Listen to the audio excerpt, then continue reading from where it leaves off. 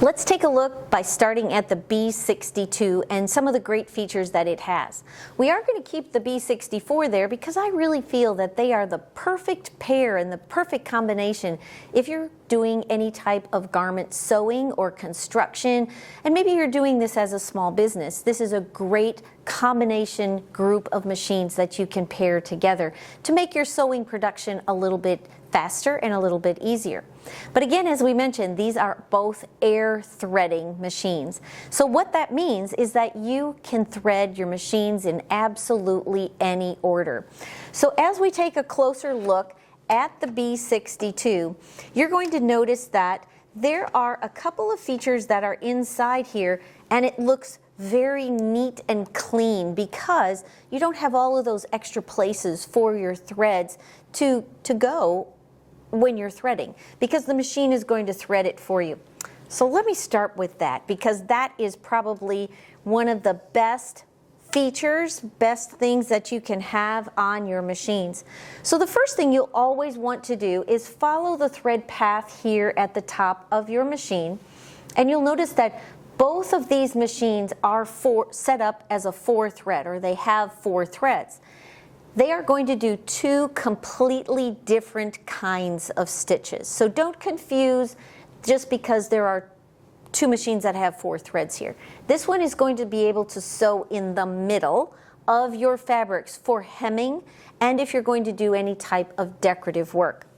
But when you thread with air threading, you're simply going to engage your threading tubes inside your machine with this small lever. So simply slide that over, and you're going to take the end of your thread and place it into, also before I forget, make sure you have a long enough thread that is going to fly right through your machine. And you'll take the end of your thread, place it into the little threading port or nozzle, and then simply push on this button and your thread goes flying through your machine. There's nothing easier than that, right? When you're ready to start serging, you know, serging's my life, but I know it's your passion. And when you want to sit down and you want to work on the machines, you want to use them right away. So air threading is a great feature to have. Now we have 3 different needles that are in the machine the way that it's set up currently. So this is going to give you what's called a triple cover stitch. So you can sew with 3 needles, 2 needles in different positions, or you can sew with just 1 needle in different positions also, depending upon the width of the stitch that you're wanting to achieve. We also have on the needle holder or bar little windows that are going to show you how high the needle is, and that's really important because if you don't have your needles up all the way, it's not going to give you a consistent stitch, or it may even skip stitches.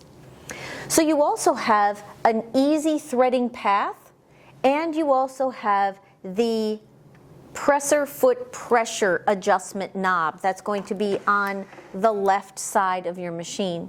You also have a thread cutter that's going to be on the left side of your machine. So as we chain off of our fabric, you're going to then continue to chain and just use that cutter that's on the side. All of your tools are going to be accessible and handy on the inside of your machine. And on the right side of your machine is where you will find your stitch length, your differential feed, of course your hand wheel, power switch, and you also have your presser foot lifter, which is also here on the right hand side. Something else, another feature that you have is going to be this little needle pad, and this needle pad is perfect when I move to not using all the needles. I can put my needle in there and know exactly where it's going to be for the next time I'm going to need to use it. Now, when you thread, after you thread, you do want to make sure that this lever is pushed off to the side so your door is going to close. If your door doesn't close, just make sure that that lever is slid out of the way and you're going to be able to close the door very easily. So again, you have all of this space. It's a large open space that you can use for hemming. You can use for embellishment, as we saw on this piece of fabric here. And when we stitched, we just simply stitched those lines of stitching, and then we wove a ribbon through it. So that gives you an elevated look to that stitch. So using it in a basic way that you typically would see, you simply fold up the edge of your hem. You can, and it does have a freehand system or a knee lift, and it does have a little scrap catcher that will hold on, that you can catch all the little pieces that fall off with the B64. So now I'm just going to gauge the depth of my hem. Then I will just flip this fabric over using that same mark on my presser foot. And anytime you stitch with a cover stitch machine, you do want to start stitching on fabric. So now I'm just going to stitch on the edge of that fabric hem.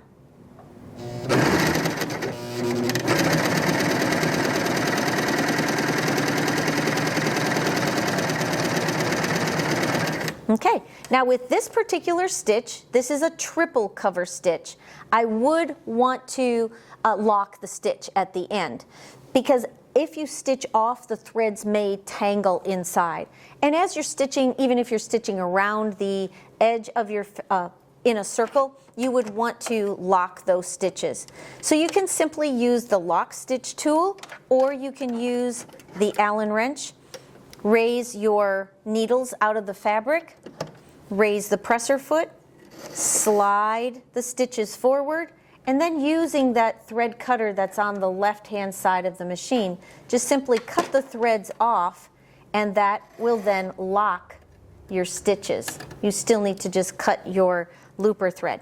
But see how you have now 3 lines of stitching that's on that fabric, giving you that cover stitch on the right side and also on the wrong side, or the hem side of your piece of fabric. Now if you take a look at this stitch, can you see how kind of decorative it is?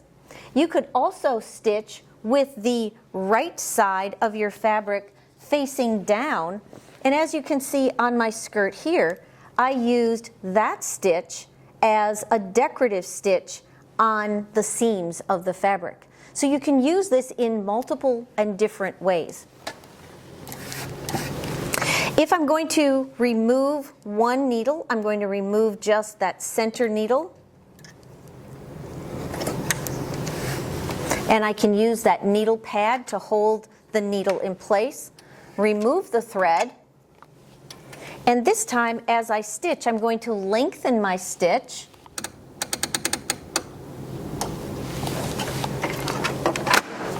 Leaving that same stitching, I'm just going to sew another line of stitching so you can see what the wide cover stitch is going to look like.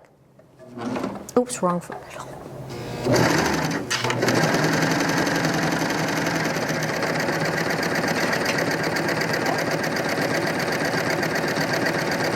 And as you can see, I can continue to stitch off the edge of my fabric long enough to reach that cutter that's on the side. And now instead of having 3 lines of stitching, I just simply have 2 lines of stitching. And all I had to do was cut 1 thread. To make a narrow cover stitch, all I need to do is move the needle from the left position over so that it's now in the center.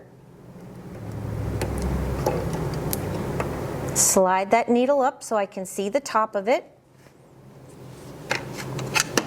Close up the door. And let's just run that other line of stitching right next to that wide cover stitch.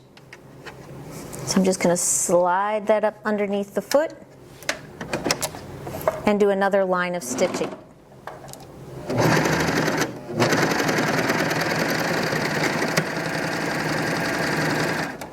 Okay, now here we have narrow cover stitch, wide cover stitch, and triple cover stitch. So all 3 of those stitches can be done with this one machine, and I could take it all the way down to just a single needle stitching as well, if I wanted to sew just a single line of stitching as either decorative or as a seam.